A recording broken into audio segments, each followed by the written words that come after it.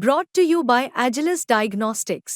Health test की बात आती है तो मैं भरोसा करता हूँ India's largest diagnostics company Agilus diagnostics. खुद को टेस्ट करते रहो। महाराष्ट्र विधानसभा चुनाव के नतीजे जारी हो चुके हैं और सभी आंकलनों पर लगाम लग चुकी है और महायुति एक बार फिर से राज्य के सत्ता में वापसी कर रही है और यहीं पर महाविकास अघाड़ी मात खा गई, तगड़ा झटका लगा। चुनाव में कुछ अच्छा परफॉर्मेंस नहीं कर पाई, कारण जनता ने महायुति के तीनों दलों बीजेपी, शिवसेना के एकनाथ शिंदे और एनसीपी के अजित पवार पर भरोसा जताया। यही कारण है कि उद्धव ठाकरे के शिवसेना और शरद पवार की एनसीपी कांग्रेस के गठबंधन में महाविकास अघाड़ी 60 से भी कम सीटों पर सिमट गई। ऐसे में यह जानना भी जरूरी है कि आखिर क्या है वो फैक्टर जिनसे महायुति को बम्पर जीत मिली है। सबसे पहला फैक्टर समझते हैं लाड़की बहन योजना। इसकी सफलता मानी जा रही है और महाराष्ट्र की महायुति सरकार चुनाव से पहले ही लड़की बहन योजना लेकर आई। महायुति के लिए यह दाव गेम चेंजर साबित हुआ और यह योजना खास तौर पर महिलाओं की पसंदीदा बनी और महिला वोटर्स के बीच में बीजेपी पहली पसंद बनी। और यही कारण है कि 2019 के चुनाव के मुकाबले इस बार 53 लाख से अधिक महिला वोटर्स ने वोट डाले हैं। यह 2019 के चुनाव के मुकाबले 6% अधिक है। आप लाड़की बहन योजना पर देवेंद्र फडणवीस ने क्या कुछ कहा है, जीत के बाद वो बयान सुनिए।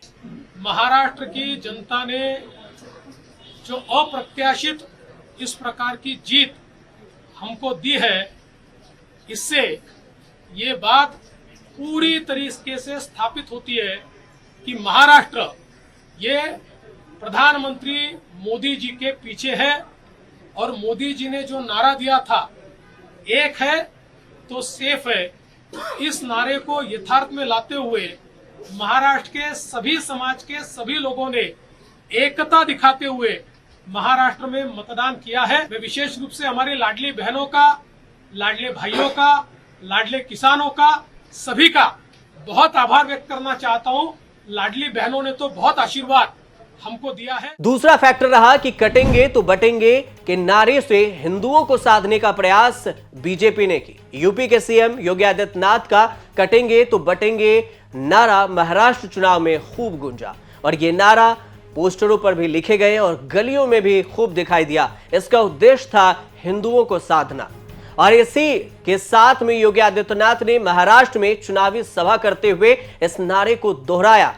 हालांकि नारे को लेकर महायुति में मतभेद भी नजर आए। अजित पवार से लेकर बीजेपी के कई सांसदों ने इस नारे से किनारा कर लिया, लेकिन प्रधानमंत्री मोदी भी इसके पक्ष में एक नारा लेकर आए, एक है तो सेफ है।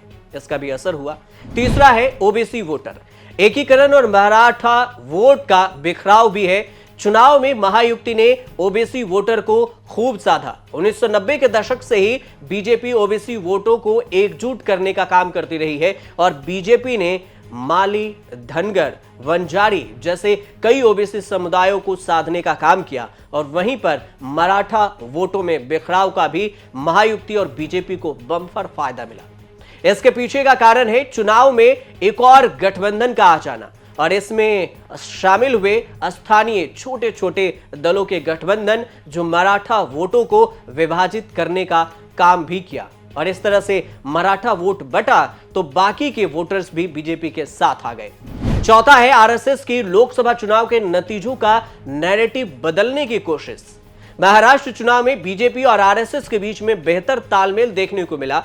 इसका लाभ भी महायुति को इस बार के चुनाव में मिला है और जानकारों का यह भी कहना है कि जिस तरह से इस साल हुए लोकसभा चुनाव के नतीजे बीजेपी के लिए चौंकाने वाले रहे, उससे जो नैरेटिव सेट हुआ उसको बदलने के लिए आरएसएस ने महाराष्ट्र में खूब काम किया। यह और बात है कि मीडिया में ये खबरें ज्यादा नहीं चली कि आरएसएस ने बीजेपी के लिए कौन कौन से प्लान सेट किए, लेकिन आरएसएस का प्लान बीजेपी को सटीक बैठा। पांचवा विदर्भ क्षेत्र में महायुति का बहुत बड़ा लाभ हुआ है और बीजेपी के राज में परंपरा से हटकर किसानों के लिए पूर्ण ऋण माफ करने का भी वादा किया गया और इससे यह हुआ कि विदर्भ क्षेत्र में बीजेपी और महायुति को बड़ा फायदा हुआ। कारण जहां महायुति करीब 6 महीने पहले आम चुनाव में 10 लोकसभा सीटों में से 8 हार गई थी, वहीं पर उसी क्षेत्र में जो विदर्भ का क्षेत्र है वहां पर चुनाव में, विधानसभा के चुनाव में बड़े पैमाने पर जीत हासिल की है और छठा ये भी है कि कोई सकारात्मक नैरेटिव सेट नहीं कर पाया विपक्ष ने। पॉजिटिव कोई भी नैरेटिव नहीं था। महाराष्ट्र में विपक्षी गठबंधन महाविकास आघाड़ी वोटर के सामने एकजुटता का संदेश देने में भी कामयाब नहीं हो सका और पहले सीट शेयरिंग पर खींचतान हुई और फिर जाकर चुनाव प्रचार में भी एकजुटता नहीं देखने को मिला महाविकास आघाड़ी की तरफ से और इसका बहुत बड़ा नुकसान झेलना पड़ा।